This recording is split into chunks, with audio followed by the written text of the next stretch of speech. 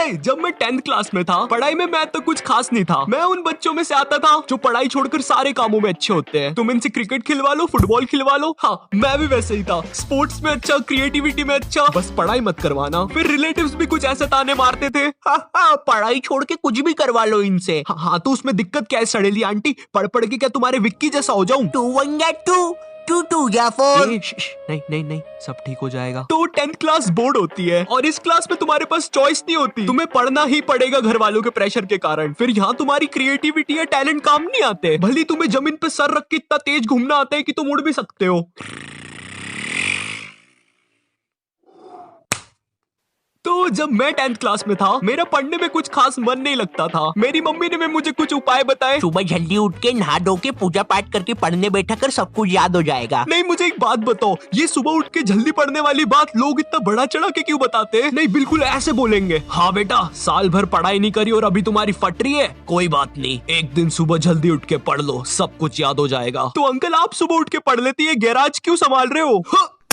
क्योंकि मैं सुबह उठ के पाना फेंकने की प्रैक्टिस करता था साले, बात करता है। अब देखो, मेरे से तो पढ़ाई हो नहीं रही थी और मेरे 10th के प्री बोर्ड्स भी पास आ रहे थे, तो मैंने सोचा कि मैं मेरे एक दोस्त के साथ पढ़ाई कर लेता हूँ। तो उस टाइम मेरा एक दोस्त था, उसे हम बोलेंगे यश, क्योंकि उसका रियल नेम यशश था और मुझे वो बहुत अजीब लगता था। ऐसा लगता था दो यश नाम के बंदे एक ही में घुसेड़ दिए।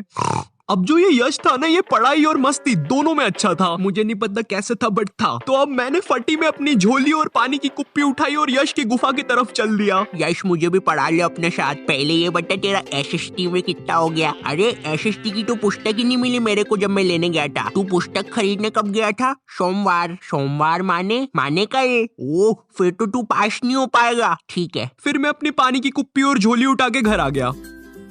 नहीं, ऐसा कुछ भी नहीं हुआ था, ठीक है। मैंने यश को समझाया था कि मैं कवर कर लूंगा उसके साथ सारा कोर्स, तो वो भी जैसे तैसे मान गया, क्योंकि उसको भी वापस से पूरा सिलेबस रिवाइज करना था। पूरा सिलेबस वापस से रिवाइज, समझ रहे हो? और इधर एक मैं हूँ जिसे सिलेबस तक नहीं पता। मेरे पास कुछ था तो वो थे पुराने साल के क्वेश्चन पेपर्स, क्योंकि वो रिपीट होते हैं। मगर खैर, यश के साथ मेरी पढ़ाई सही चल रही थी। बट फिर मेरे दो और दोस्त, जिनकी सेम मेरी जैसी हालत थी, वो भी यश के घर आ जाते हैं पढ़ने के लिए, और यश उन्हें आने भी देता है। और कसम से ये बहुत बड़ी गलती थी हमारी। अभी तक हम बस 2 लोग थे, इसलिए हमारी पढ़ाई अच्छी चल रही थी। बट अब हम 4 लोग हो चुके थे। हम जैसे ही पढ़ने बैठते हैं, थोड़ी देर बाद पता नहीं क्या होता है, हम सब मजा कर रहे होते हैं। ओए यारों का यार, दुश्मनों की हार, रोल नंबर 21 बना सुपरस्टार। सुनो कहानी नंबर 1, इसका रोल नंबर 21। अभी चल क्या रहा है? हम तो पढ़ाई करने बैठे थे ना। पता है, हमने पूरा दिन मैगी खाने में और कार्टून्स की बात करने में लगा दिया था। इसलिए कभी भी ग्रुप स्टडीज करने मत जाना, ठीक है?